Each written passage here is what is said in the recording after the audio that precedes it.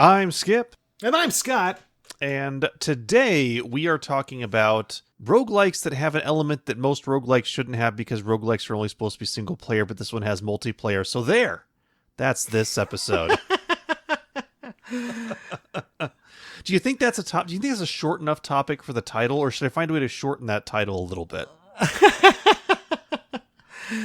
Oh man, we're stepping on so many eggshells. We're over describing everything. Teenage Mutant Ninja Roguelikes. We're taking it from the people who make the games great, right? It's a very Japanese way of over describing, over analyzing, wonkifying our hobbies. I mean, I do love, and just to pause for a second, Teenage Mutant Ninja Turtles was a game that was named by committee. If there ever was a cartoon that was like, okay, group of 12 people, we need to name this show. It has to tell people all about it in the title because people are too dumb to think of any other way of finding out about the show. So what should we call this group of turtles that are just a few years old, maybe in their adolescence, and they're also mutants and also ninjas at the same time? Sometimes the title says it all. It shouldn't. Predator versus aliens. Then again, we have roguelikes you should know, so I don't know. It's not like we've got a real concise title. That's true. Well, yeah, and to come to mention it, if you find yourself realizing you like roguelikes, there's still, even though this subgenre, even though this subniche, there's still dozens and dozens of titles, and the curation of which ones are good isn't that great. And that's why we're here, Skip. Indeed. I was wanting to know why I was here. Thanks for, 6 episodes in, I'm going, why am I keep talking about these things? At the same time, these are titles you should know. Yeah, you should know. I mean, you should know this stuff. You should know these titles. I view it more that these games are probably going to be ones that are going to pop up on your radar if you browse the tags on Steam, or if you look up the games. You're going to see them, so you may as well know them. Know, is this a game for me? And today's game specifically, I think, if you're the type of person that goes, you know what, the reason why I don't want to go to roguelikes is because I want a good game to play with friends. There really aren't all that many, to be honest. I guess rightfully so, because Rogue was definitely not a multiplayer game, so... Right. Yeah, okay. It's very un-roguelike to be a multiplayer game. It's very un-roguelike to be multiplayer. And a lot of roguelikes that are out there, the multiplayer feels a little bit tacked on and not a primary thought. Like, Enter the Gungeon has multiplayer, but it's a suboptimal multiplayer experience, I would say. It sure is. Yeah. Crypt of the Necrodancer also has multiplayer. Again, definitely not designed for multiplayer. I tried it once and was like, well, this is a very different game with 2 people on the board. Other games that have multiplayer, I mean, also, the game Blazing Beaks would be the other one that comes to top of mind. But again, I'd put that one in the category put that in the side bag over here. But of the games that I've got in my roguelike repertoire, games I like to play, that's pretty much it, really. Yeah, many don't offer, right. Yeah, and most of the time it's some janky, afterthought. But the closest we get with a lot of our runs and comparing them is our dailies. Such as Binding of Isaac has got a daily every day. Monster Train. Dead Cells actually has a daily idea as well. Binding of Isaac and Nuclear Throne have a wonky local, but it never has really been great either. And always felt like kind of not a great tack on. A little mod. The game wasn't designed for it. Blazing Beaks, out of the ones in your pile that you've set aside over there, Blazing Beaks feels like it was designed for it from the ground up. Much like Gunfire Reborn. Blazing Beaks definitely was designed for multiplayer, although only in that instance, only local co-op. Sure. Multiplayer. It's Gunfire Reborn definitely has more of the feel for me. If I think about first-person shooters, think of the types of games that people like to play, the AAA first-person shooters. I think of Destiny 2, for example, Call of Duty, other games like that, where multiplayer is the preferred experience for most people, whether you're playing directly with them or playing with randos that you team up with online. Most people aren't going into those games completely solo. And that's where I feel like if you're going to make a first-person shooter, you need to design it around multiplayer if you can. Now, Right. we've talked about Void Bastards in our holiday gift guide. Not a first person, not a multiplayer first person shooter. Mm-hmm. Heavy Bullets, same thing, not a multiplayer first person shooter.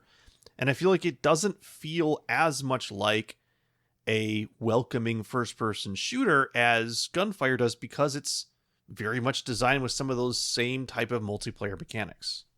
I think that the Gunfire Reborn, unlike all of the other aspects of multiplayer-y run like roguelike adjacent or roguelike games that accomplish their multiplayer aspirations well, I think. The thing about Gunfire Reborn is it still kind of feels like an adventure. It still kind of has that dungeon crawl-ish, maybe not in style, but in substance. A dungeon crawl adventure experience that feels a little bit more roguelike than Risk of Rain 2. Sure. Risk of Rain 2 is very open. Some of the others. And you're walking around a level, then you complete the level, versus you are being forced, as we've talked about in the past, being forced to move forward through a dungeon from door to door, section to section that closes off behind you, which actually was new since the last time I played it. When I picked it up this last week, they have started sectioning you off, so you can't endlessly kite enemies back through the level anymore, which was very necessary because I definitely cheesed the game with a considerable amount backing through. It shows by following the rules a little bit more strictly might make a better game. And I did think about that, as it is in early development. I did think about whenever I was going backwards for some vaults, and we're diving right into the game itself. Oh, go for it. Yeah, that's okay. Fine. But when you open up some vaults, you clear some guys, someone goes a little bit too far, Leroy's it and aggro's. You still got that vault, so everything's okay. But in the back of my mind, I was thinking, if we do this skip game design suggestion and you aggro, you can't go back, you're always going forward, that would actually make it more exciting, or at least give you more of that, that penalty. First of all, it works. First of all, I think what's the lead is it's a multiplayer first-person shooter adventure that works. The critical shots are hard to make and they pay off when you make them. The guns are fun to shoot. The mobs are interesting and you think about them afterwards. It makes sense when some of them are dumb. Some of the AI is really sharp. It's a fun game to play. It's challenging. It hits that roguelike dopamine of learning your lesson from the patterns of the mobs and trying to get good runs in the RNG, hitting the stacks for certain booms working. I have a lot of hope because it's fun right now, Skip. It's already fun. And there's about a year worth of development left on the game. The planned release is fall of 2021, so that's still a long time if they meet their current projections. It definitely, for me, a part that I really enjoy. I don't know about you, but my favorite shooter, twin stick shooter, bullet hell, or any first person shooter mechanic is when games borrow the nuclear throne style of ammo and gun, where you're limited by the number of guns you can pick up. So not Enter the Gungeon, where you can have 5,000 guns, but you can only have 2, and there's a shared ammo pool between them. So Gunfire Reborn does this as well. I think Nuclear Throne has got 5 different. They got the bolts, the energy, etc. There's only 3 types with Gunfire Reborn. You have your normal, your large, and your special. You can carry 2 guns, but you can always have your original unlimited weak starter pistol in your back pocket as well. Which I like the starter I like gun. that. You say weak, it's a good gun. It can carry you for a little bit. Now, if you get to some of the elites, you're gonna be in a world of hurt if you're still using it. Sure. You do not want to keep it for long. No. But it gets you through the first couple waves for sure. Yeah. But so that's in your back pocket. But you've always got these 2 weapons, and I love the fact that you come across a new weapon and you look at it and you go, okay, if I pick this one up and replace this other one I don't like as much, I'm going to now have 2 large ammo weapons. I'm going to be really depleting this large ammo. Do I not want to do that? It's that balancing game of, do I take 2 weapons that are complementary, or do I take them for different circumstances, or do I just go with maximum power?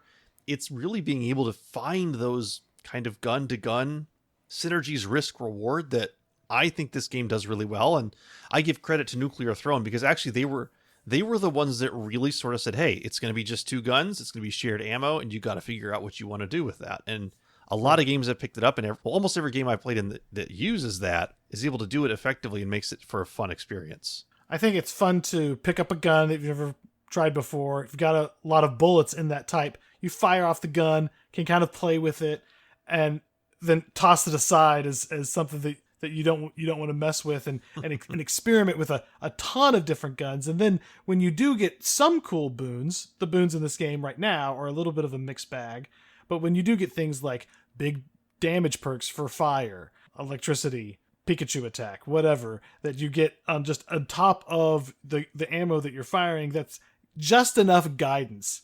If you're also getting those kind of weapons in your RNG or in your big parties, you're pretty much able to find the guns you need to and really create your own luck, react to the boons, react to, I'm not even sure, the relics, the scrolls, curse scrolls. I think they're scrolls. They're talents, I believe.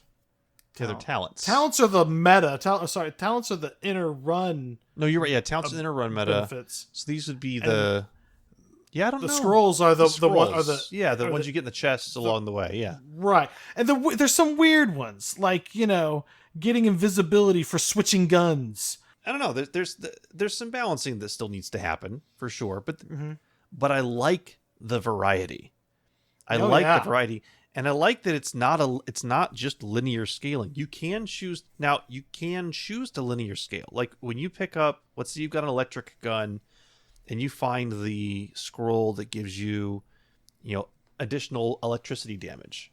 Well, you're more likely to find the next one that gives you even more electricity damage when you pick that one up. So you can do that, but you can also choose to mix and match. Maybe electricity damage and then more damage to enemies that are inflicted with some type of elemental status, or fire plus poison or poison. Yeah. Personally, my favorite actually has to do with their grenades. You also have got secondary attacks. You've got an energy attack, and you get to throw grenades. Character-based. Yep, character-based as well. Yeah, I love the kind of the starting character's grenade tossing mechanic, because you can get some scrolls that really power up the damage done and the radius done by those.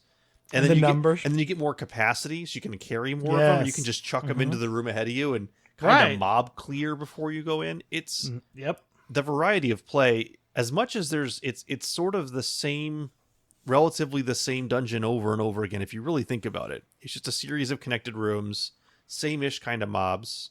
There's enough variety with the weapons and how you choose to play that it does stay interesting. There for a while, I played it a ton when it was the same final boss, and I didn't mind it at all. And then they have 2 now at the end of the first floor, because there was the Manicore. Playing a whole new boss so quick was super refreshing. It was if I think they're giving us a good enough product here in early access, it makes it really exciting. What's crazy is they're promoting that they've sold 1 million copies. Yeah. Which I mean, most games a lot of games don't get to that, even close to 1 million copies, even when they're full release. So the fact that as an indie game, they've gotten to 1 million copies, still in early access, with still a lot of development to go, speaks a lot to its sort of acceptance and traction that they're getting right now. Yeah, I mean, Skip, for first person roguelike, we do have the ones we mentioned last week at the Gateway Grab Bag. This one and Risk of Rain 3, and that's third person, but it's still shooter. It's still shooter, but it's third person for sure. Yeah. And this one has that kind of taking cover, lobbing grenades, even, lining up your forces of your friends versus fun mobs, kind of across the trench and returning fire and having too much exposure. A fun gunfighter experience. As good as all these fully released ones. I don't know. I just feel like I don't want to overhype, but it's going to be one of those things where, again, the reason why we're saying you should know it, the trajectory is good, in my opinion. Trajectory is really, really strong. There's a possibility they could screw it up, but it's very small. Very highly unlikely they could screw it up. They've been doing a lot of testing, a lot of community work, and the changes that they made thus far have not been wholesale changes. It's been more balancing, adding weapons, adding bosses, etc. And looking at their roadmap, that's primarily the main changes they're going to be making. There's, I think, 2 or 3 more random bosses that will show up. They've been adding sort of intro-level mini bosses additional weapons, some additional scroll types that you can pick up. So just basically adding to the base of the game as opposed to wholesale rebalances or wholesale changes makes things less likely to be screwed up, so to speak. But then again, I mean, you never really know. I've seen worse happened, but I think it's definitely something that they're set up in all the right ways to make things very enjoyable as the game continues to develop.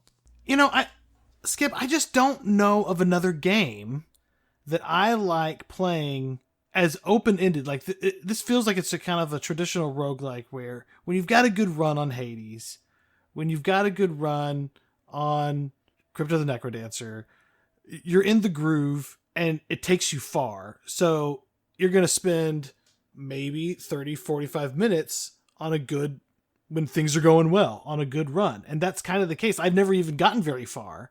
I've never beaten the second boss in Gunfire Reborn, but I want to keep doing it. And it's going to take a long time for you and your buddies to stick around.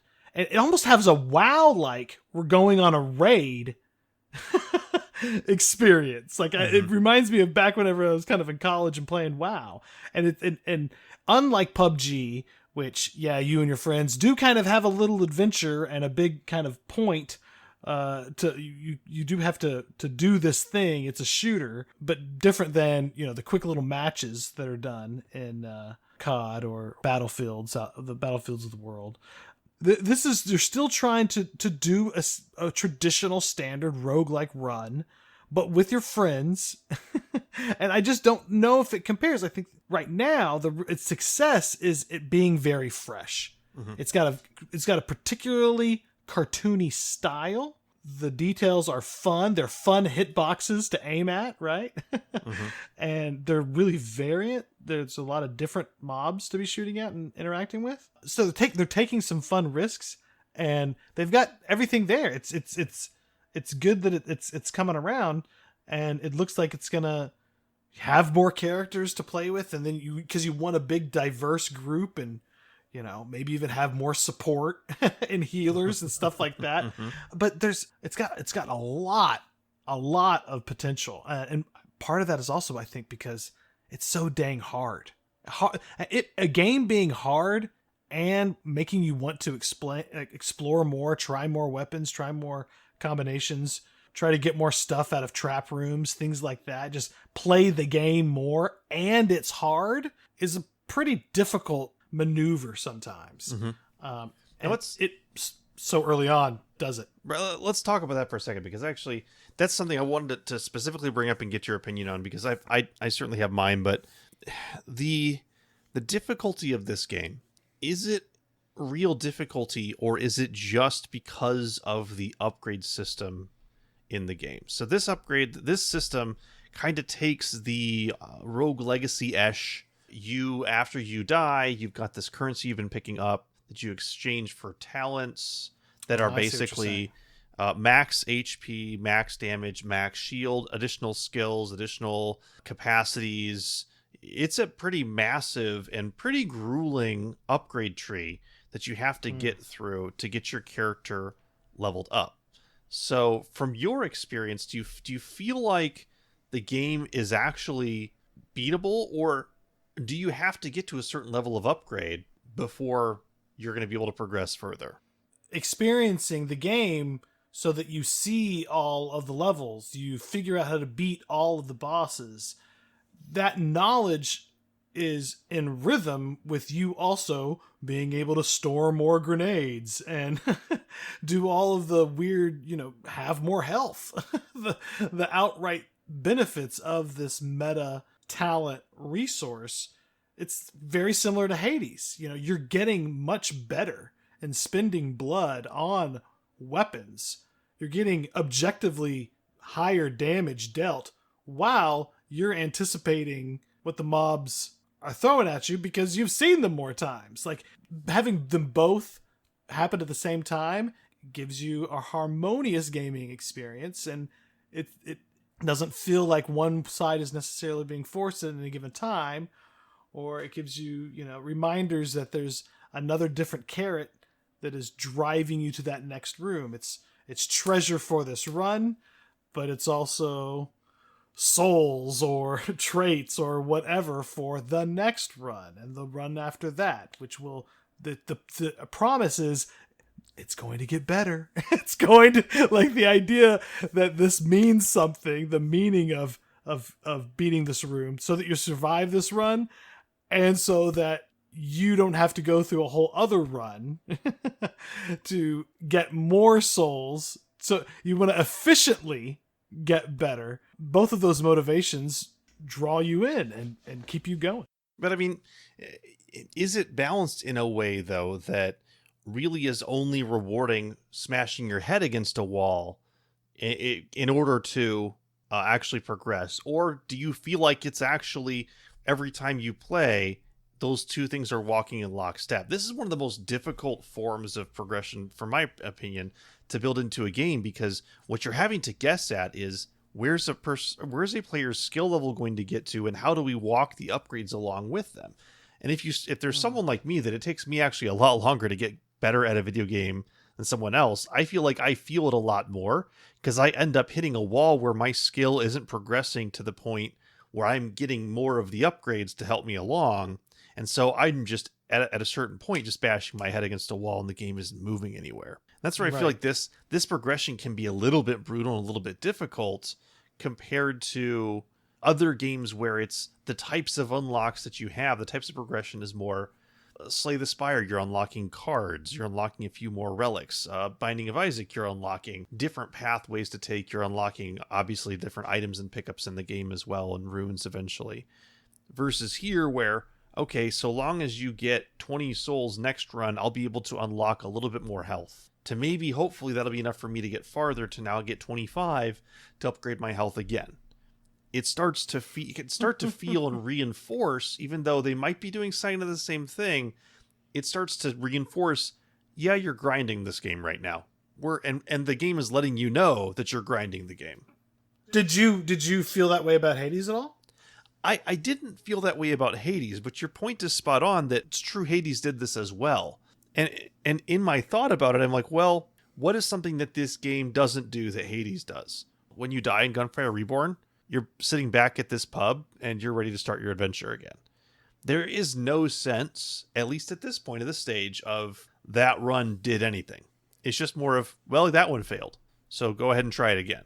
Sure. But why? Is there story? Will there be story? I don't know. Right. But yeah. I never felt like I was could be. invested. There's room for it. There's room. But at this stage, I never felt invested in the game. I felt like, well, that run was wasted. Which is, I think that we talked about that in our grab bag. As a modern roguelike, you really don't ever want to develop a game that leaves someone feeling like they wasted their run at any point. See, it's interesting. Like, I think I feel like in both of our first-person shooter grab bag choices, there's more wasted runs. I feel like in both of those examples, in Void Bastards and Heavy Bullets, there's ways of maybe benefiting the single next run, but less of a meta every run benefit. Well, Void Bastards, I'd say there is, because you're finding the items to fix the ship, which stick around even after you die. And so the things that you're crafting and building, those do continue regardless of how often you start over. I remember back then being really bad at Void Bastards and finding myself dead early on a lot. So maybe here's the comparison. Yeah, if you do not get to a certain point of progression in a single run, that run will have meant nothing. So you could still be back at the same point.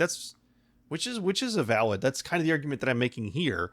I'm not at the point where I'm at with Gunfire Reborn when I'm playing by myself, where I feel stuck, where I will often not get the threshold to do any upgrades in a run because I hit a bad vault and I got some bad patterns I haven't figured out yet, and well, down I go, and let's start that one over. Right. No, the giant Indiana Jones boulder rooms definitely died too many times. You know, I'm not on the first person shooter. I'm not going to be as good. I'm not going to be the best person in my party. Mm-hmm. It's a 4-person party.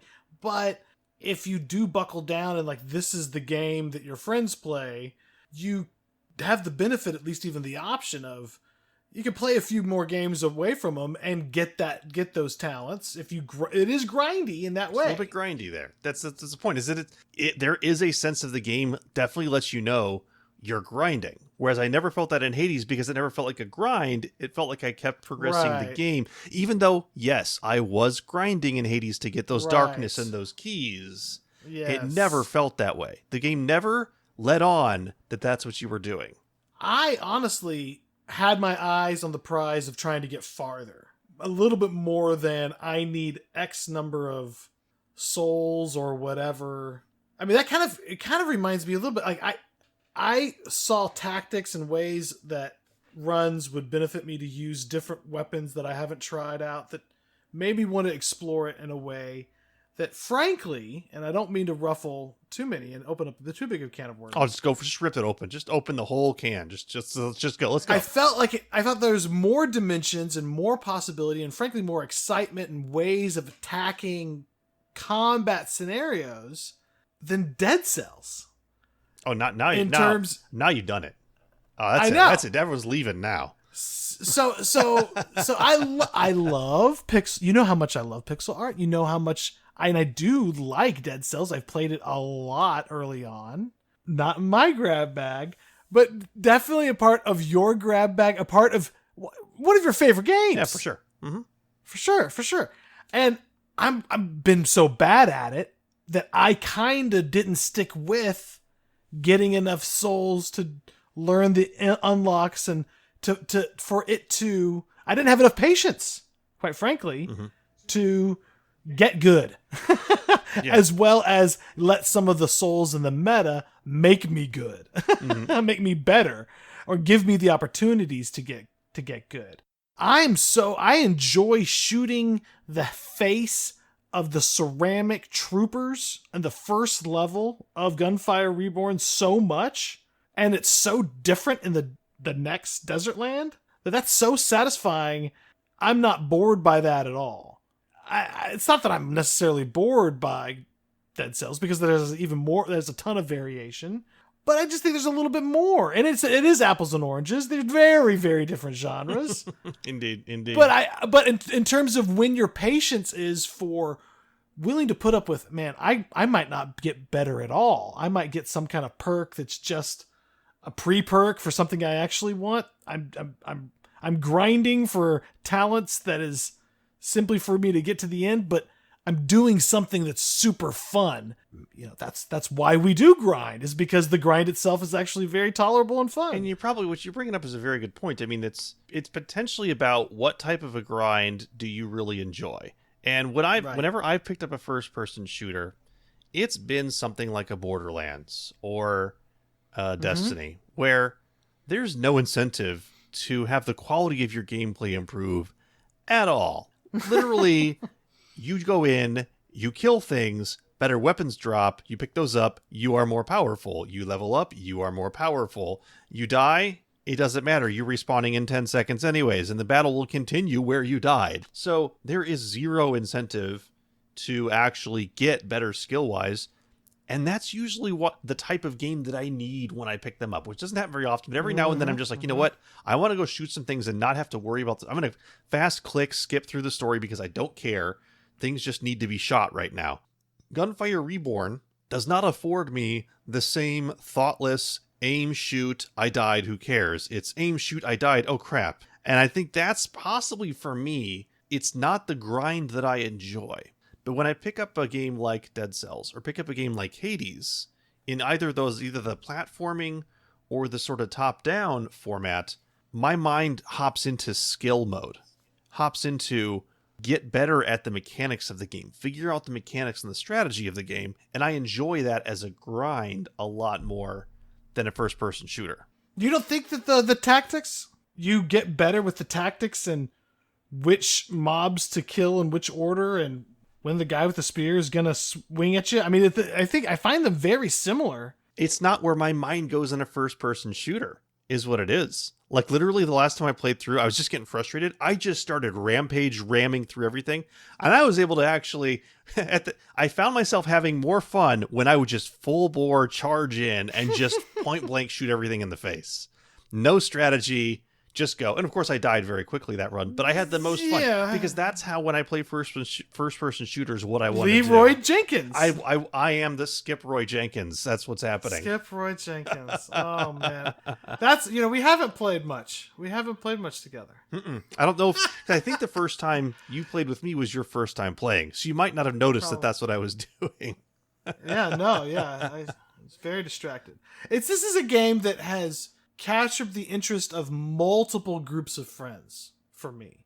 People that don't like roguelikes like this game. I find that very interesting. That is very and how are they fine with the dead and start over? Is that maybe that does feel a little bit like you're right, like the raids that you would do potentially in a lot of the first person shooter games. He kind of, interestingly enough, he kind of compared it. He was playing the Star Wars game, Star Wars Jedi Fallen Order. He had to have this meta. He chose his path of what to get better at, get more dashes, get stronger. But when you die, you're put right back into that situation. So you're kind of getting constant tutorial, right? It's constantly putting you right back in there to succeed. And that's, I think, his approach to this. It was just like, these runs are, little tasks. He is going to slam his head against the wall. He's been doing it with other games that are more like AAA games, but they're kind of packaged in slamming your head against the wall. Mm-hmm. I mean, the first Super Mario Brothers, the Super Mario Brothers 1 on NES, that when that screen started moving, you started dying. Mm-hmm. and that is that making that experience more difficult. We've definitely been used to. It's less in our face in roguelikes, but in the non-roguelikes, they've got Cuphead. Yeah, it's true.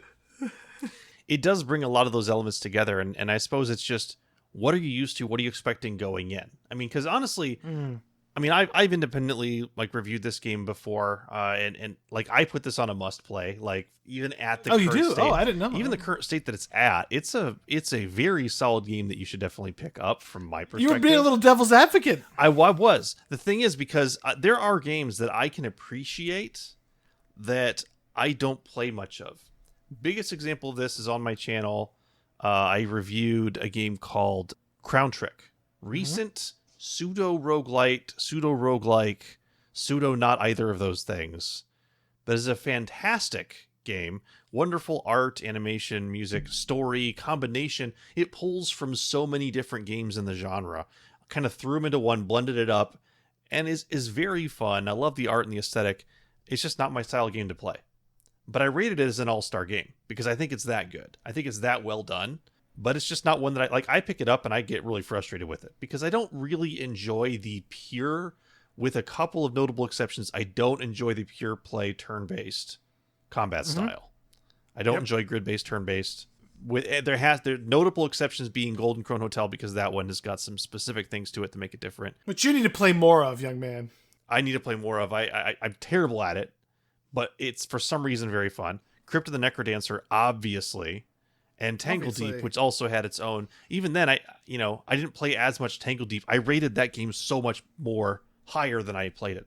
And I feel like Gunfire Reborn is sort of the same thing for me, where I really appreciate where it's at. I appreciate where it's going, but I get really frustrated at this game a lot. Because it's just not the style of when I'm picking up a first-person shooter, it doesn't do the things I want it to do. And you know why you rate them appropriately high, Skip? Because you're a good reviewer. If you inject too much of your persnickety, ridiculous, subjective... I'm just messing with you. I'm messing with you. I appreciate that because that's what I try to do. That's why Spelunky is not like a don't play it. It's a must play as well because... I recognize that it's a quality game a lot of people absolutely love, and it's worth picking up. It's well done. It's just not my cup of tea. Right. But who cares? It's about my cup of tea. I think, what you strive to do is seek out a game that if you don't like, that's okay. But have enough friends in the hobby that maybe they would like. And if you have enough friends in the hobby and you look around and no one would like it, well, maybe that's a roguelike you don't need to know. That's on our sister podcast, Roguelikes You Should Ignore.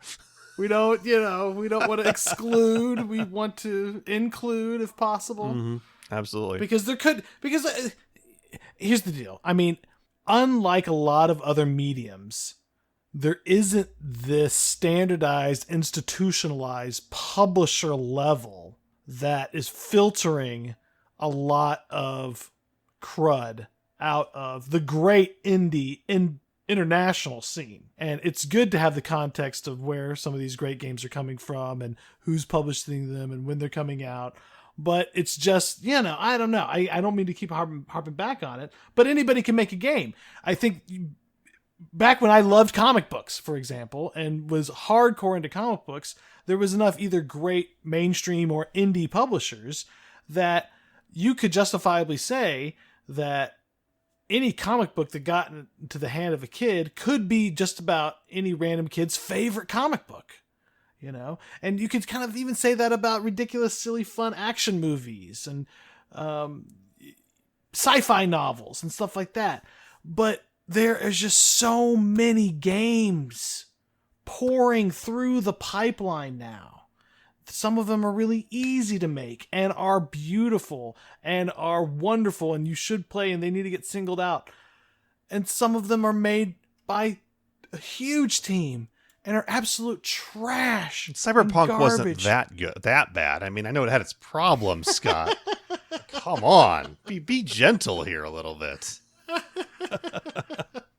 No, I understand the sentiments you're going for, and you're absolutely right. Absolutely right. This is what we get to play with in all of this fun exploration of genre mashing and all these new things that are coming out by exciting new developers and designers and publishers. It's like modern art. We're building on what that very last generation of creators did. And we're throwing a lot of wacky stuff up against the wall since we've got the technology and our horizon is wide open. It's exciting. I love it. This is an exciting time, and there's more and more and more and more. So we get more and more of you. Yeah, well, you too. I mean, come on. Yeah. So I mean, I kind of let the cat out of the bag a little bit early about my rating, and if you weren't paying attention, in short, it's worth picking up. It's worth picking up. It's in early access. There's a lot to go, but I really don't foresee them messing up this game. I think it's going to get better. It's something you should play, especially if you have friends right now that you want to play games with, who maybe you want to introduce to roguelikes. This is a great game. Buy 4 copies of the game, pass it out to 3 of your friends at Christmas time. Say, Merry Christmas. Let's get together. And, I suppose, it's today being Christmas with this episode. Go buy it for them right now, and then tell them tomorrow we're going to play this game together and have fun online. You won't regret it. And it's only, I think, going to get better, even if the game is not exactly my cup of tea from a lack of frustration perspective. Yeah. There's very few games that if I had a tight group of shooter gamer friends getting together every week and playing a game, there's very few games that I would want to just buy for them to insist upon that we all get together and play, because it might really catch on with a lot of people. This would be up there. Deep Rock Galactic would be up there. There's all these fun, super scary horror games, right? But I don't do that stuff, Skip. Yeah. I stay far away from the Charon is about as scary as I get these days. That's just the I love it, but I don't do the jump scare thing, Skip. I'm sorry, but this is super duper fun with your friends, yakking on Discord, getting excited about tactics and sharing the weapons and who has what, and then blasting into the next boss and saving each other and getting out by the skin of your teeth. That's exactly what it is. That's exactly what you're looking for, and it hits all the targets. We just need more of it. Yeah, just need more diversity. Now, sure. if they don't give it to us, if we only get just a couple new bosses, one more character, and it's the worst one, not good enough. But the trajectory's good. We'll follow The through. We're roadmap going to be watching says it. there will be more. So I Yes. normally when right they now put we're it out saying there, bye. when they put it Yes. out there on an actual published roadmap the way they have of these are the things they're going to deliver, unless they stop Right. development, which at 1 million copies sold, I don't foresee that happening. We're going to Right. see more stuff. We're going to see more stuff. Yeah. So Yeah. so on to sort of the mailbag segment. We do have actually something to talk about here. We did get a comment on our YouTube video, so you can comment there if you're watching on YouTube. You can also comment on our Twitter, which is The Risk Podcast with a Y, or in our YouTube Discord comments. as well. Why did I instantly just get like a giant shiver down my back for a second, Skip? Why comments? did I get an instant? Yeah, you said YouTube comments, and I instantly got a bead of sweat across my brow. You know what? I mean, in the roguelike genre, I have to say, YouTube like viewers for roguelikes are for the most part really cool. I've been really enjoying. That's true. I mean, you don't tend to attract the kids coming into a Minecraft video and just throwing up hate. Like that's just not happening. So yeah, I you guys are all great, by the way. Everyone listening here, you're my favorites. Every single one of you. You're all my everyone. favorites. If you got this far, absolutely. Yeah, if you're still listening. But we did get a comment from Justin Lewis on our Retropolis episode saying, honestly, you guys should have guests of big streamers or YouTubers who are known for certain roguelike games and talk about their game and the genre. I think that'd be great for gaining traction, but I'd love to see this channel grow. First off, John, thank you. Justin, thank you so much for that comment. Thanks, Justin. But yeah, I thought about that comment. Yeah, I think that's something down the road that you and I have actually talked about, that at some point, yes, we will be wanting to bring in guests to the show. Other people would be better than me and you. For sure. There's other people. Yeah. But I'm not sure when exactly we're going to be doing that, but that has been something that we've talked about at some point down the road. I think the prerequisite to that a little bit is this. I mean, we're still pretty early. This still has to grow. Let people get a little bit more sick of us. Yeah. You know, I mean, I knew people were going to start clamoring for it to be more than Scott. I wasn't expecting it to be this early. I mean, there were all the other comments that said, "Can you please find a replacement for Scott?" I mean, come on. No, I'm kidding. No one has said that. Hey. No one has said that. No. But yeah, it's a risk to keep going with. But yeah, if you do have any comments that you want to throw in, please do. We also have a channel dedicated to this on our Rogue HQ Discord server, which is discord.roguehq.xyz. All these links are in the various descriptions, but you're welcome to join there and comment as well. Love to talk. If you have an early access game you want us to talk about, obviously we'd love to hear the suggestion. Oh, speaking of which, upcoming episode. Do we want to talk about that? Because that's kind of leading into the next episode. Do we want to? Sure. Yeah. So yes, we actually are going to be reviewing our first developer provided game. Oh, I know. It's I kind of feel like a badass, Skip. Right? I mean, can I say that? I think you can say that. Do we have the rating? I think we have. We'll have. Are we family? Are we no longer family friendly? Did I just break some sort of seal? It depends whose family. I mean, honestly. There you go. Which family? We never said. But yeah, we're family friendly. Some kind of family. Mm-hmm. But yeah, so the game is called Vault of the Void. It's actually in early access right now. It just released into early access a little bit ago. The developer reached out and said, hey guys, no obligation. Check it out if you want to do an episode on it. You and I have both played a little bit of it, and it's one that I'm actually pretty excited to talk about in our next episode. It certainly isn't devoid of conversation. There's so much there. We've plenty of topics to break down. Plenty. I'm not done. I'm not done playing it. No. So of course it's a deck builder, so you're gonna be playing it till, you know. Oh man, cards, baby, cards. I'm drowning in cards. Yeah. But we won't spoil anything now. Tune back in 2 weeks. So that'll be what date will that be? Because this one's dropping on Christmas, so this will be January 8th. Is when that episode will drop. 2021. It'll be 20. Wow. 2021. Wow. Where has 20? Well, I'm just glad that, as everyone has promised me, that on January 1st, all the problems of 2020 go away. That's what everyone's been promising me. So, it's sort of like the It just like formats it. Yeah, it's I see. It's a new save file. It's called the Earth having a New Year's resolution. Yet I have a sneaking suspicion the Earth is going to stick to its New Year's resolution just as well as I stick to all of mine every year. So that's probably not going to change anything. Well, I think the wacky thing is that you don't want to say it could never get worse. You know, how could it? You can't get worse because it can. No, 2020 has been a lesson to everyone of please stop saying that. Please just for the love. No more jinxing. Stop jinxing everyone else. But the flip side of please stop jinxing everything, everybody, and everyone behave. Is the flip side of that is, wow, have there been some really, really great, really fun video games that we get to play? There have been, and it's a good year for some of us. And you know, if you can cheer up somebody in your life that is a gamer but gives a lot of their time doing a lot of other great things for other people, and maybe they deserve a little something. Maybe I know it's after Christmas by now. This is the Christmas. This is the Christmas episode. This is the Christmas. Episode. It's Christmas right say, now. You know, give somebody a game. Just give somebody a game.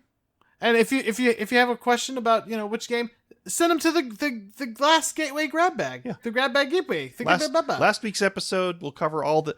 You got 12 games. You got 10 roguelikes to pick from. They've already listened to it. 2 non-roguelikes. If they're here, yeah. Just go back and pick one of those. Or, you know, honestly, there's going to be a lot of games on sale. Pick one on sale, send it to someone, make their day. It is definitely the thought that counts. If you can. Yes. If you can. Or just, you know, hey, send someone a note. Send a friend a note on Discord. There you go. Check in with them. It's definitely been a year where we've needed to check in on each other frequently, and so check in on a friend you haven't talked to in a while, see how they're doing. Wish them a Merry Christmas, and by the time we see you guys next, hopefully your New Year's will be going well as well. So there you go. But yeah, this has been a fun Christmas. This is I think our best Christmas episode we've ever done. Well, I tell you what, it's been the best year of Risk Roguelikes, you should know. The 2020 episodes are the best episodes. Skip, I gotta say, it's been a highlight of my year. No. Sitting around and getting to talk to you about fantastic, fun new games, what constitutes going through all the weird minutia of why we like the weird things we like is a blast. And thank you for inviting me in this fun extended conversation that we get to have with each other and the people with us. And thank you for being willing to do it. I wasn't sure when I reached out if you thought the idea would be stupid, but you were so enthusiastic about it. I'm really glad we've been able to do it. It's been a lot of fun. I'm looking forward to doing more. Looking forward to all the fun. We're going to have all the games that are early access now, and then all the ones that are going to start getting released, and we're going to be so far behind and never knowing which game to pick. This is a fun problem we're going to have. I love it. You know, Skip, I got to say, I got 2 weeks of vacation. I'm about to do some serious catch up. Yeah, I'm getting some time off from work as well. It's definitely the check out all the early access games is definitely on my list. Yeah. You know it, brother. Well, that's going to do it for us this week. Definitely, as we said, check us out next week. His next episode is going to be on the 8th of January, talking about Vault of the Void. Same bat time, same bat channel. And as always, thanks everyone for stopping by. We'll see you next time. Bye.